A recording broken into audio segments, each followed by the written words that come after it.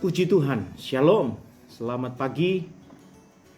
Hari ini bersyukur kita ada di tanggal 25 Desember memperingati akan kelahiran Yesus Kristus. Kasih Tuhan yang besar telah dibuktikan dengan kelahirannya. Dia datang ke dalam dunia ini dan kita sama-sama merayakan akan kelahirannya. Bersyukur buat perbuatan Tuhan yang ajaib bagi kita. Dan pagi hari ini saya rindu untuk memotivasi kita, mengingatkan kita dengan sebuah firman Tuhan dengan judul berjaga-jaga senantiasa. Saya ambil dari Matius pasal 25 ayat 1 sampai 13. Tapi saya akan baca ayat yang ke-13 saja. Berbunyi demikian, karena itu berjaga-jagalah, sebab kamu tidak tahu akan hari maupun akan saatnya. Firman Tuhan ini adalah sebuah perumpamaan tentang 10 gadis yang terdiri dari 5 gadis yang bijaksana dan 5 gadis yang bodoh. Kenapa dikatakan bijaksana? Kenapa dikatakan bodoh?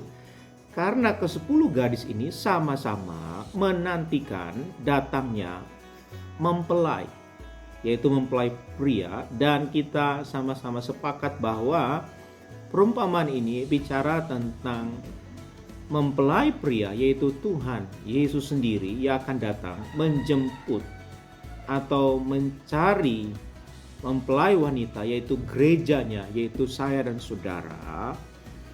Namun kita tidak tahu kapan waktu saatnya dia datang. Nah, perumpamaan tentang 5 gadis yang bijaksana dan 5 gadis yang bodoh ini mengingatkan kita, karena antara 5 gadis yang bijaksana dan 5 gadis yang bodoh itu memiliki persamaan dan ketidaksamaan. Persamaannya sama-sama memiliki minyak dan sama-sama memiliki pelita. Sehingga kalau ada minyak, maka pelita itu bisa menyala sehingga bisa menyongsong akan kedatangan mempelai pria. Tapi persoalannya atau ketidaksamaan dengan antara gadis yang bijaksana dan gadis-gadis yang bodoh. Gadis-gadis yang bodoh, mereka tidak memiliki persediaan minyak yang cukup atau tidak ada cadangan. Sehingga ketika mempelai itu datang di mana mereka tidak tahu, minyak mereka sudah habis. Dan akhirnya mereka ketinggalan. Nah, apa maksud daripada firman Tuhan ini? Ini ingin mengingatkan kita bahwa kita tuh harus berjaga-jaga. Bukan hanya pada waktu ketika kita percaya kepada Tuhan dengan kasih yang begitu besar, dan kemudian tahun pertama, kedua, ketiga, ke-10 atau tahun ke-15, dan kemudian akhirnya kita melempem, artinya tidak berjaga-jaga. Kita tahu bahwa firman Tuhan juga berkata bahwa kita harus berdoa senantiasa. Kita harus mengucap syukur senantiasa. Dan pagi ini saya ingin mengingatkan kita untuk kita semua, saya dan saudara, berjaga-jaga senantiasa. Artinya tidak ada batas waktu. Nah, kita ingin melihat secara praktis. Ada satu kisah yang ada hubungannya dengan kelahiran Yesus Kristus.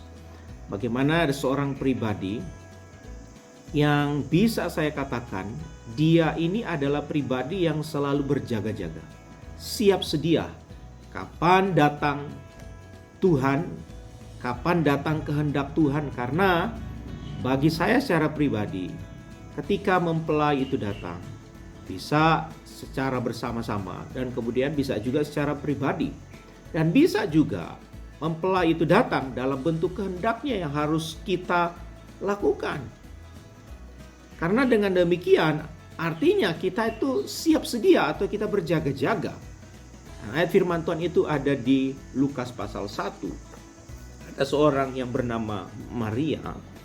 Ketika malaikat datang kepadanya dan berkata bahwa dia akan mengandung. Dan dia berkata, bagaimana mungkin saya akan bisa mengandung? Dan malaikat berkata, kamu akan mengandung dari Roh Kudus, bukan karena dari seorang laki-laki. Walaupun resikonya besar, Tapi Maria menyambutnya dengan sukacita. Dia siap sedia. Karena orang yang berjaga-jaga itu adalah orang yang selalu siap sedia. Buktinya apa? Di Lukas pasal 1 ayatnya yang ke-37 dan 38. Sebab bagi Allah tidak ada yang mustahil bahwa Maria bisa mengandung. Ayat 38 kata Maria, sesungguhnya aku ini adalah hamba Tuhan. Jadilah padaku menurut perkataanmu itu. Kata hamba Tuhan ini mengingatkan kepada kita bahwa kita sepenuhnya adalah milik Tuhan. Karena dulu kita adalah hamba dosa, tapi setelah kita percaya, bertobat, mengikuti Yesus, maka kita telah menjadi hamba Tuhan. Hamba Tuhan bukan hanya pendeta gembala, tetapi semua orang percaya. Oleh sebab itu mempelai itu datang bukan hanya kepada gembala atau pendeta, tapi kepada semua orang percaya. Oleh sebab itu Bapak Ibu, dari contoh praktis dari Maria yang berkata, siap, jadilah padaku, karena aku inilah hamba Tuhan. Jadi salah satu cara untuk kita terus berjaga-jaga, milikilah hati seorang hamba. Seorang hamba yang selalu taat kepada Tuannya. Seorang hamba yang tidak pernah komplain, tidak bisa protes. Karena hamba itu adalah milik sepenuhnya daripada Tuannya.